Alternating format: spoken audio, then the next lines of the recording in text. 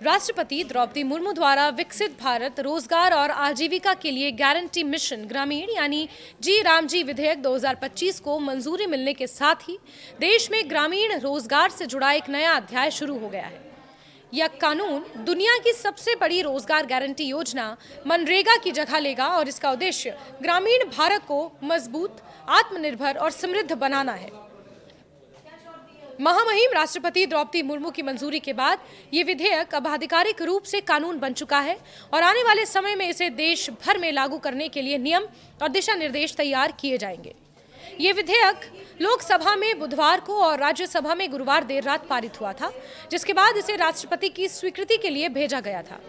अब मंजूरी मिलने के बाद ग्रामीण विकास मंत्रालय इस कानून को जमीन पर उतारने की प्रक्रिया शुरू करेगा। इसके लिए मंत्रालय पंचायतों, राज्य सरकारों, प्रशासनिक अधिकारियों और अन्य संबंधित पक्षों से सलाह मशवरा करेगा ताकि योजना का क्रियान्वयन प्रभावी और पारदर्शी तरीके से हो सके। ग्रामीण विकास मंत्रालय के अनुसार इस योजना के लिए वित्त वर्ष 2025 में 1,51,02,082 करोड़ से ज्यादा की राशि प्रस्तावित की गई है। सरकार का कहना है कि ये धनराशि इसलिए रखी गई है ताकि ग्रामीण क्षेत्रों में पर्याप्त रोजगार उपलब्ध कराए जा सके और साथ ही गांव का समग्र विकास भी सुनिश्चित हो। इस योजना के तहत गांव में न सिर्फ लोगों को काम मिलेगा बल्कि उस काम में टिकाऊ परिसंपत्तियां भी तैयार होंगी जो लंबे समय तक ग्रामीण अर्थव्यवस्था को मजबूती देंगी। ग्रामीण विकास मंत्रालय ने राष्ट्रपति की मंजूरी पर प्रतिक्रिया देते हुए कहा कि यह अधिनियम विकसित भारत एट 2047 के विजन के अनुरूप है। मंत्रालय के मुताबिक यह कानून ग्रामीण रोजगार व्यवस्था को नया और मजबूत रूप देगा। इस कानून की सबसे बड़ी खासियत यह है कि इसमें हर पात्र ग्रामीण परिवार को एक वित्तीय वर्ष में 125 दिनों तक मजदूरी रोजगार की वैधानिक गारंटी दी गई है। इससे पहले मनरेगा के तहत 100 दिनों की गारंटी थी, जिसे अब बढ़ाकर 125 दिन कर दिया गया है। इससे ग्रामीण परिवारों की आय, सुरक्षा और मजबूत होगी। सरकार का कहना है कि ये कानून काम मांगने के अधिकार को कमजोर नहीं करता बल्कि उसे और मजबूत करता है।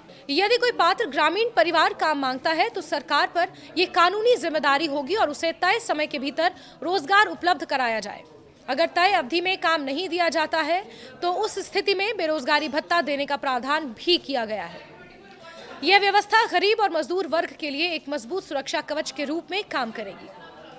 इस नए कानून में वित्त पोषण व्यवस्था को भी ज्यादा पारदर्शी, नियम आधारित बनाया गया है।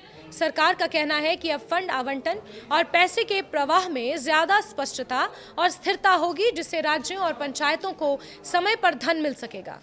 इससे काम रुकने की समस्या कम होगी, मजदूरों को समय पर भुगतान सुनिश्चित किया जा सकेगा। सरकार ने यह भी साफ किया है कि इस बदलाव से रोजगार के कानूनी अधिकार पर कोई नकारात्मक असर नहीं पड़ेगा। जी रामजी योजना में पंचायतों की भूमिका को भी मजबूत किया गया है। योजना बनाने, कामों के चयन, क्रियान्वयन और निगरानी में ग्राम पंचायतें, कार्यक्रम अधिकारियों और जिला स्तर के प्रशासन को महत्वपूर्ण अधिकार दिए गए हैं। सरकार का कहना है कि ये कानून निर्णय लेने की प्रक्रिया का केंद्रीकरण नहीं करता बल्कि स्थानीय स्तर पर भागीदारी और जवाबदेही को बढ़ावा देता है। राष्ट्रीय स्तर पर केवल समन्वय, निगरानी, तकनीकी सहयोग की भूमिका होगी, जबकि जमीनी स्तर पर फैसले पंचायतें ही लेगी। इस योजना का एक अहम उद्देश्य ये भी है कि रोजगार के साथ साथ टिकाऊ और उपयोगी परिसंपत्तियों का निर्माण हो। इसके तहत ऐसे कामों को प्राथमिकता दी जाएगी जो पर्यावरण के अनुकूल हों और जल संरक्षण, सड़क निर्माण, सिंचाई, भूमि सुधार, ग्रामीण बुनियादी ढांचे को मजबूत करें। सरकार का मानना है कि इससे न सिर्फ अस्थायी रोजगार मिलेगा बल्कि गांव में लंबे समय तक काम आने वाली संपत्तियां भी तैयार होंगी, जिससे ग्रामीण जीवन स्तर में भी सुधार होगा। प्रौद्योगिकी को इस कानून में एक सहायक माध्यम के रूप में शामिल किया गया है।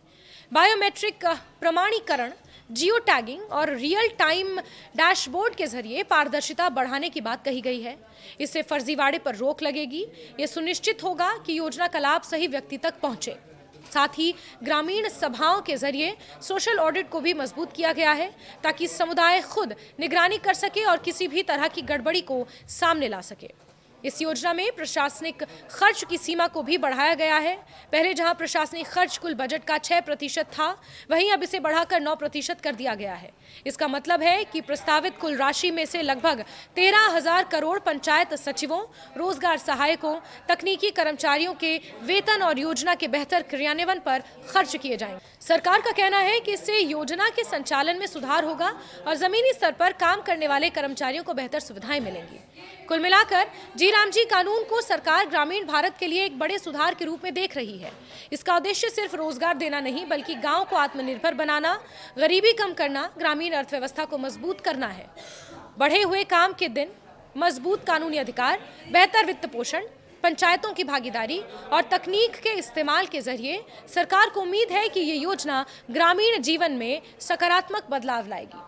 अब आने वाले समय में ये देखना अहम होगा कि ये कानून जमीन पर किस तरह लागू होता है और इसका लाभ कितनी प्रभावी तरीके से ग्रामीण लोगों तक पहुंच पाता है। अगर इसका क्रियान्वयन सही ढंग से होता है तो ये योजना सच में ग्रामीण भारत के विकास की दिशा में एक ऐतिहासिक कदम साबित हो सकती है। देश को विकसित भारत के लक्ष्य के और करीब ये योजना ले जा सकती है।